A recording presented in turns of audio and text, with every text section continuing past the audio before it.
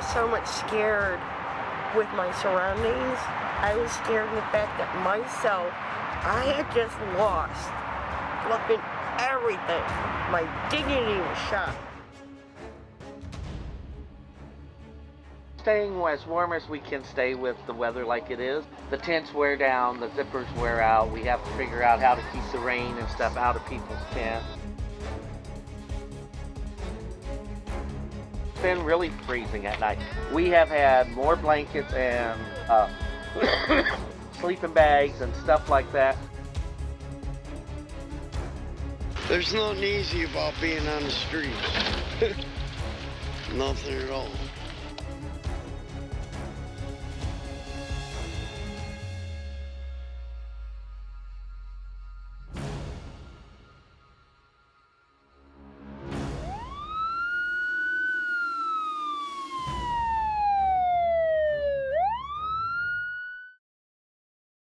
Under the overpass, February night.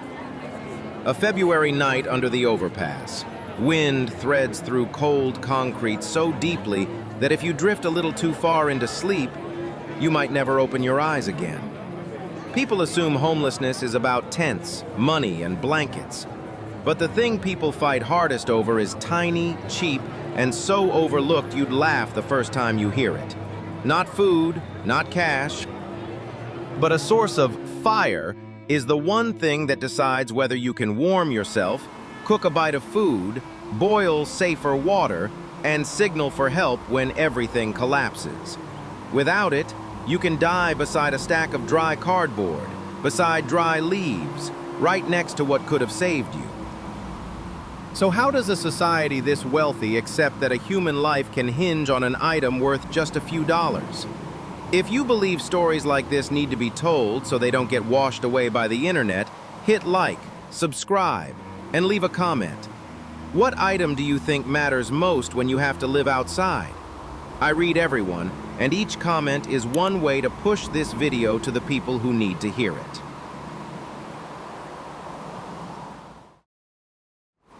The big picture. Value on the street isn't about price. When people talk about homelessness, they often picture tents, warm blankets, a few donated meals, or spare change. But street life runs on a different logic. The most valuable thing isn't the most expensive. It's what keeps you alive immediately through a freezing night, a sudden storm, or a forced move. To understand why, we have to look straight at what it really means to live outdoors. Living outside isn't just the absence of a roofo, if it's the absence of things most people take for granted. An outlet, clean water, a place to dry clothes, a safe spot to keep documents, and above all, a secure place to sleep. One night of rain can soak everything you own. One moment of distraction can cost you your backpack. One confiscation can reset you to zero. That's why people prioritize items that are compact, durable, easy to hide, and useful in more than one way. The pressure to be small, fast, multi-purpose creates an entirely different hierarchy of survival. In that hierarchy, an object stops being a convenience and becomes survival insurance. A backpack is a compressed home. Dry socks are the ability to keep walking tomorrow. A tarp is the line between staying dry and losing heat. Break one link, and the whole chain collapses. But if you ask which link sits at the top, the answer almost always returns to the same fear: the cold. The cruel truth is that many people don't die from lacking everything. They die from lacking the right thing at the exact wrong moment. There might be cardboard, dry leaves, scrap wood, fuel, but it means nothing without the one last piece that turns it into warmth. And when fire is restricted because of smoke and safety risks, something small enough to fit in your palm can become the difference between making it to morning or not. From here, we have to go straight to the main character of this story, the flame.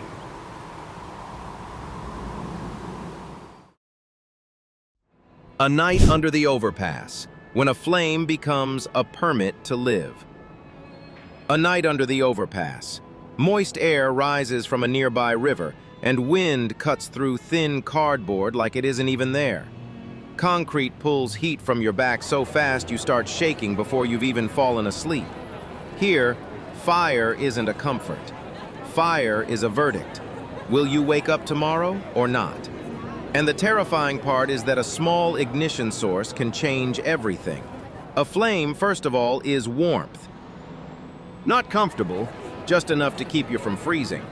A few minutes of heat at the right moment, and your hands stop going numb. Your body remembers sensation, and your breathing slows. The things around you, dry leaves, cardboard, wooden pallets, may burn, but they won't ignite themselves. And once warmth is secured, the second need immediately appears: food. Fire turns food from chance into safer. On the street, many people rely on discarded food. Raw or questionable meals can wreck a stomach within hours. A flame can cook, reduce risk, and give the body enough energy to get through tomorrow. But food without clean water is just trading one danger for another. That leads to the third need: water. Boiling can make water from public taps, donated bottles, or even uncertain sources less risky. When you don't have a personal doctor or backup medicine, prevention becomes survival. And if things get worse, if you're chased off, attacked, lost, the fire becomes a language of last resort. The fourth need is signaling. A point of light in the dark can tell others where you are, or at least keep you from disappearing completely. But here's the paradox. Fire can save you, and it can also make you visible, inviting complaints, forcing you to move. So on the street, people learn to keep flames minimal, brief, and discreet. And that's why a tiny item in the palm of a hand, an ignition source, it can be guarded like life itself. A cocoon that keeps you alive, when a sleeping bag is a door that never fully closes. Fire might save you for a few hours, but out here the night lasts longer than a flame. When the embers die, the cold returns like something patient. No screaming, no drama, just lying there and stealing heat from your body piece by piece. Under an overpass, people don't sleep the way most of us understand it. They collapse from exhaustion and hope they're still breathing at sunrise. And in that moment, something that sounds like it's merely about warmth becomes life-saving: a sleeping bag. You can endure hunger for a while. You can endure thirst if you can still find water. But hypothermia doesn't negotiate. People die in temperatures that housed people would call just chilly, because lying on cold concrete drains heat faster than you'd ever expect. So fast you may not notice you're slipping into danger. That's why a sleeping bag isn't a luxury, it's a wall. A good sleeping bag creates the smallest living pocket where the body can hold on to its own heat. It's like a cocoon, tight, awkward, even strange-looking, but built on a hard truth. The less space, the less cold air your body has to fight. A mummy shape might look ridiculous, but the cold doesn't offer the option of choosing what looks good. Yet on the street, warmth alone isn't enough because warm and wet is still deadly. That's why many people choose synthetic insulation. Even when rain hits, even when dampness creeps in, it can still hold on to enough warmth to get you through the night. Down is lighter and warmer until it gets wet, and then it collapses into useless weight. Those with military experience often trust surplus gear. Heavy, rough, but built to survive being dragged through dirt, rain, and wind. And then comes the most brutal reality. Many shelters close early.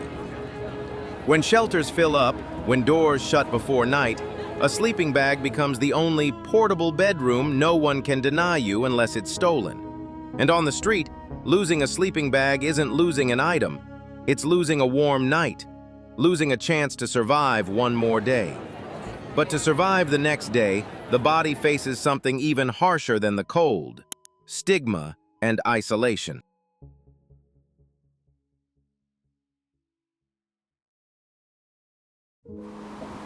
The scent of disappearing, when you're shut out of society before you even go hungry.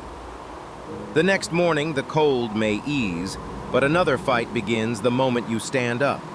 The fight to not be seen as less than human. On the street, what isolates you fastest isn't hunger, and it isn't a lack of money. It's smell. After just a few days without a shower, damp clothes, and sweat mixed with road dust, people start avoiding you on instinct. They switch lanes. They cover their noses. They look at you like a problem.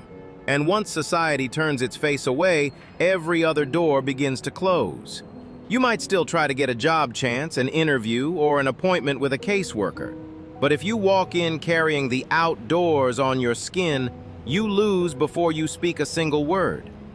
The brutal truth is this: many people aren't defeated by a lack of ability, they're defeated by the lack of the most basic thing of all, the right to be clean. So when you don't have a shower, how do you stay clean? The answer is often something cheap and dismissed. Wet wipes. No running water. No bathroom. Just a few minutes each day done the right way. People who know the routine don't wipe just to check a box. They focus on the 5 heaviest odor zones: the face, neck, armpits, groin, and feet. Do it daily, and you preserve a thin layer of normalcy, just enough to walk into a store, a library, or a service office without being pushed out immediately. But wet wipes are only the first line of defense, because sometimes you need a real shower. And here's a tip few people know. Truck stops often have private showers, locked doors, hot water, and clean towels. The price can be high, but many drivers have free shower points. If you ask politely, sometimes you're given a chance. A small detail, but it can pull you a step closer back into society. Still, to hold on to those hygiene essentials, you need a place to store them. And that's the story of the backpack.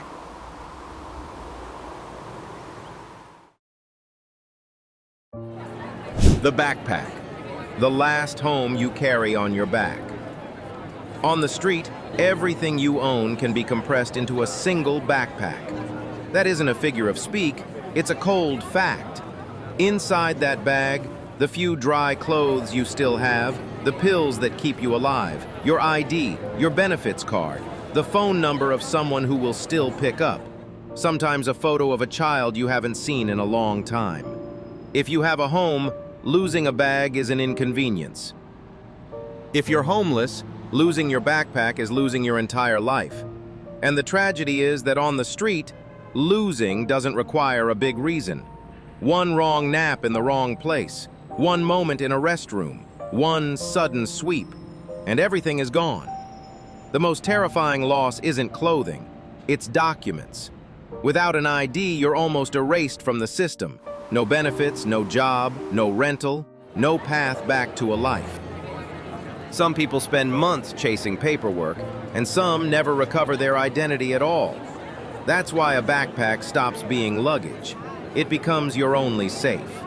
But not all backpacks are the same. People who walk 10 to 15 miles a day need a framed pack that shifts weight to the hips so it doesn't destroy shoulders and spine. Multiple compartments aren't about being organized, they're about survival. Wet separated from dry, food separated from documents, medicine separated from anything that could ruin it. External straps let you lash on a sleeping bag, tarp, or water bottle, expanding your home by a few more liters of space. But even if you can carry everything on your back, you still only have one way to keep going: your feet.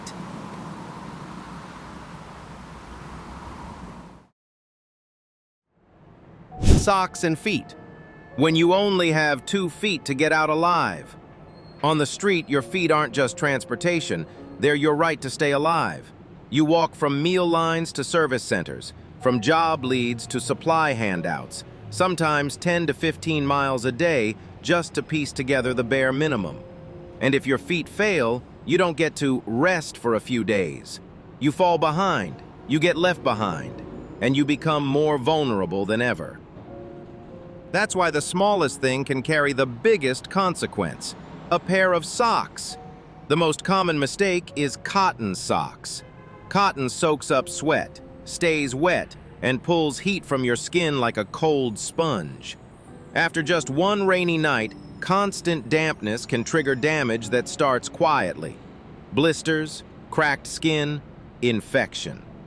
Some conditions sound like they belong in wartime manuals like trench foot, yet they show up right under overpasses after hours of wet exposure.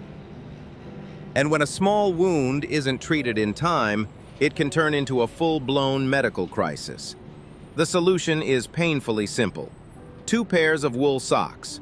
Not 1, 2, so you can rotate. 1 to wear, 1 to dry, strapped to the outside of your pack. Wool stays warm even when damp, keeping your feet from losing heat non-stop. On the sidewalk, what keeps you moving often isn't courage, it's a small habit, changing socks at the right time. And to keep life from breaking apart over small failures, people need one more thing: a multi-purpose tool.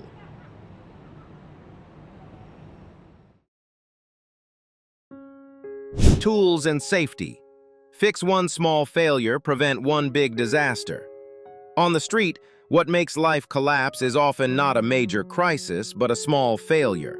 A backpack zipper splitting, a tarp cord snapping, a can that won't open, a loose screw on a pair of glasses, a tie-down slipping loose in the rain. A compact multi-tool helps handle problems like these on the spot. Cutting cord, opening lids, tightening screws, and making a quick repair so your belongings don't fall apart like dominoes. And when you keep your gear, you keep your rhythm, at least until the next morning. But safety doesn't come only from fixing things. At night, anyone sleeping outdoors has to factor in the risk of being bothered, being robbed, or simply being caught in an unexpected situation. What people need most isn't to confront, but a way to get out of trouble as fast as possible. Simple items like a rescue whistle, a keychain personal alarm, or a high-lumen flashlight can create the most important thing in a dangerous moment: attention. When sound blares or light flashes, you gain a few seconds to move away and head toward a more populated area. And sometimes, a few seconds is all it takes to keep one night from becoming a haunting memory.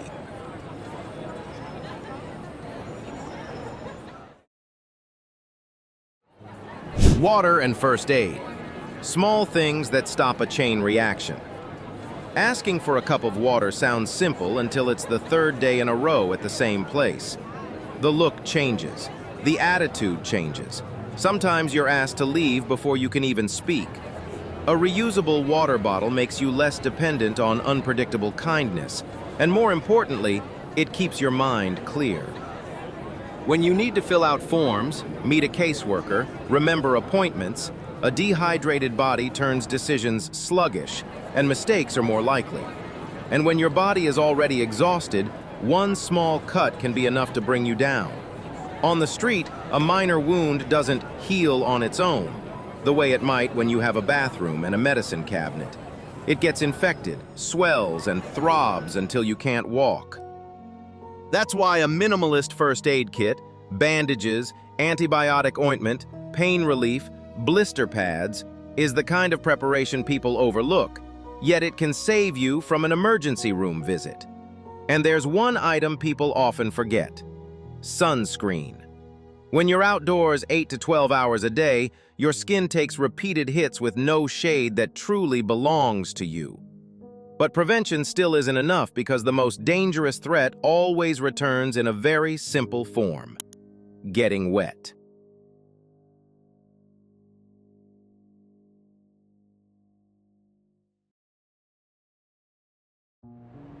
Tarps and mylar. The body can make heat, but it can't make dryness. A light drizzle is an inconvenience for someone with a home. For someone sleeping outside, it can be the beginning of hypothermia. Wet clothes pull heat away so fast that you start shaking uncontrollably. Your hands lose dexterity, and your mind turns foggy. That's why a rain tarp, just a basic sheet, becomes multi-purpose: a roof, a ground cover, a windbreak. It's not pretty, but it's durable. And durability means you have a chance to survive multiple nights. And when the worst happens, people need one final layer of backup. That's where a Mylar emergency blanket comes in. Almost weightless, highly reflective, folds down small, able to keep you alive in a true emergency at night. In return, it's noisy, easy to tear, and almost single use. But on the street, one use is sometimes all you need to avoid becoming a statistic the next morning. And the bitter irony is this. Some places hand out camouflage-colored tarps to make encampments less visible, as if the problem isn't that people are sleeping outdoors, but that they can be seen. That contradiction brings us to the biggest question. Are we addressing causes or just hiding symptoms?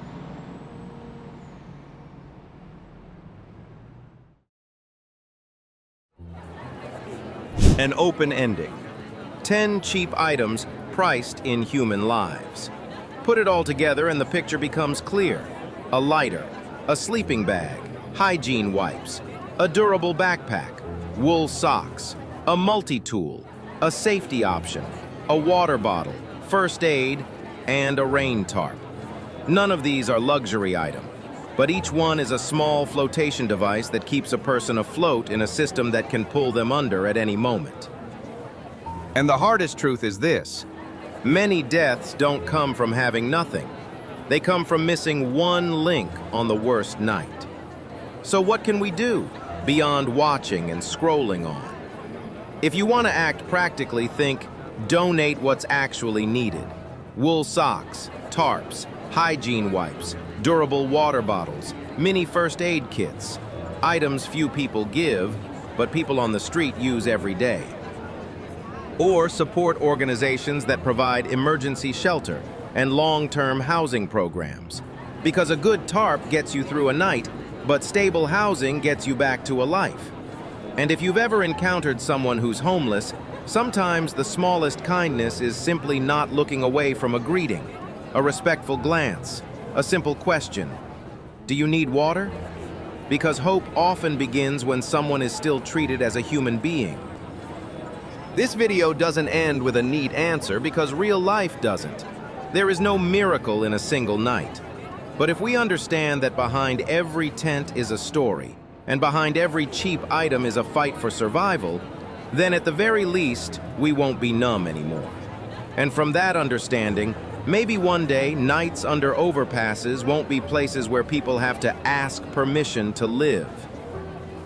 If you don't want the algorithm to bury this topic, hit like, subscribe to the channel, and leave a comment.